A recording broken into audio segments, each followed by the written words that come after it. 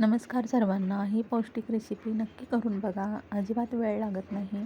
मुलांच्या डब्यासाठीही चांगली आहे. 2 गरम गरम तयार केलेल्या आत्ताच केलेल्या पोळ्या घेतल्यात. त्यावर 4-5 चमचे साजूक तूप टाकलं आहे. थोडीशी वेलची पूड, जायफळ पूड व किसलेला गूळ आणि छान चुरून घ्यायचं आहे.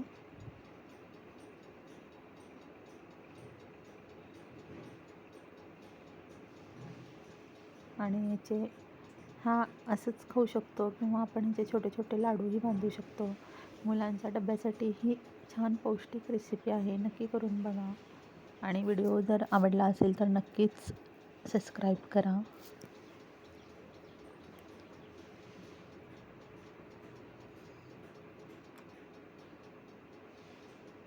तूप आवडत असेल तर भरपूर घातलं तरी चालतं.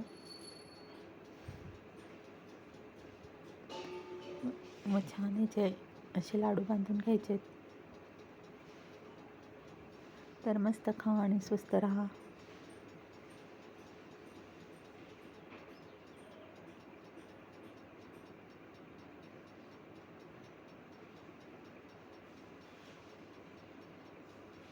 आणि आजचं जेवण पोळी, तयार केलेला लाडू, भरलेलं वांगं, मेथीची भाजी, भात, वरण, तूप